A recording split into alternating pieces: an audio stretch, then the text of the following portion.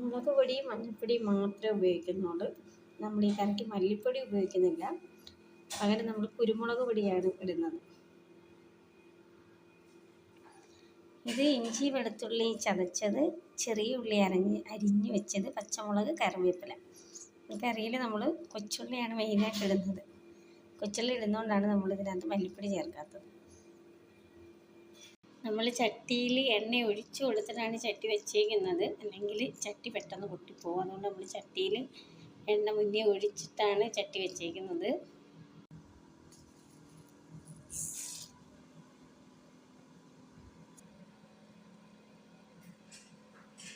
നമ്മുടെ കുഞ്ഞൻ ചാളമീൻ നല്ല മുളക് കറി വെക്കുന്നത് എങ്ങനെയാണെന്ന് അറിയാനാണ്. മല്ലിപ്പൊടി ഇല്ലാതുള്ള മുളക് കറിയാണ്.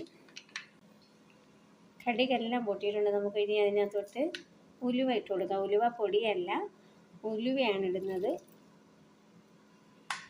ചാളക്കുഞ്ഞനെ കിട്ടുമ്പോൾ എല്ലാവരും ഇങ്ങനെ ചെയ്ത് നോക്കണേ, നല്ല അടിപൊളി ടേസ്റ്റാണ്. ഇനി നമ്മളിടുന്നത് വെളുത്തുള്ളി ഇഞ്ചി ചതച്ചത്.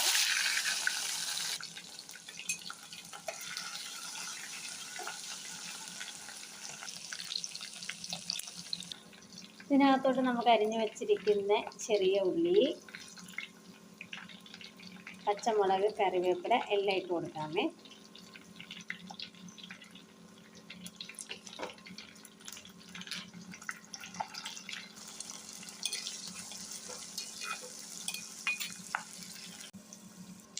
ഇനി നമ്മൾക്ക് ഇതിനകത്തോട്ട് മുളക് പൊടിയും മഞ്ഞൾപ്പൊടിയും കൂടെ ആഡ് ചെയ്ത് കൊടുക്കാം. മല്ലിപ്പൊടി നമ്മൾ ഉപയോഗിക്കുന്നില്ല, മുളക് പൊടിയും മഞ്ഞൾപ്പൊടിയാണ് നമ്മൾ ഉപയോഗിക്കുന്നത്.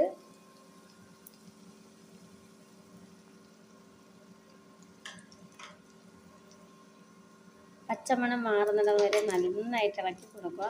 മുളക് പൊടിയുടെ പച്ചമണം മാറുന്നിടം വരെ നല്ലപോലെ ഇളക്കി കൊടുക്കുക.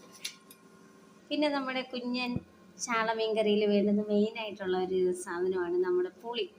ഞങ്ങളിവിടെ ഉപയോഗിക്കുന്നത് കുടംപുളിയാണ്. നമ്മൾ കുടംപുളി നേരത്തെ കഴുകി വെള്ളത്തിലിട്ടിട്ടുണ്ട്, അതാണ് നമ്മൾ ചേർക്കുന്നത്. പിന്നെ പിഴിപുളി ഉപയോഗിക്കുന്നവർക്ക് അതും ഉപയോഗിക്കാം. നമ്മൾ കുടംപുളി ഉപയോഗിക്കുന്നതുകൊണ്ടാണ് ഇതെടുത്തേക്കുന്നത്. അത് നിങ്ങളുടെ ഓപ്ഷനാണ്, പിഴിപുളി ആണോ കുടംപുളിയാണോ വേണ്ടുന്നത് എന്നുള്ളത്.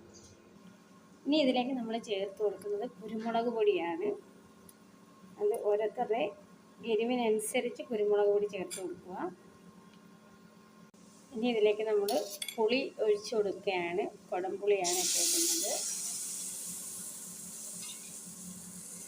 നമ്മുടെ കറിക്ക് തിള വരുന്നുണ്ട്. നമുക്ക് ഉപ്പ് ചേർത്ത് കൊടുക്കാം. ഉപ്പ് ആവശ്യത്തിന് എല്ലാവരുടെ കണക്കൊക്കെ നോക്കിയിട്ട് നിങ്ങൾ ഓരോരുത്തരും പരുവത്തിന് ഉപ്പ് ചേർത്ത് കൊടുക്കണേ.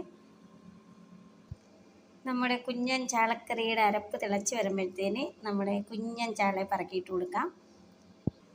നമ്മുടെ കുഞ്ഞൻ ചാളയുടെ അരപ്പ് തിളയ്ക്കുന്നുണ്ട്. നമ്മളപ്പോഴും നമ്മുടെ കുഞ്ഞൻ ചാളയെ അങ്ങോട്ട് പറക്കിയിട്ട് കൊടുക്കുകയാണ്.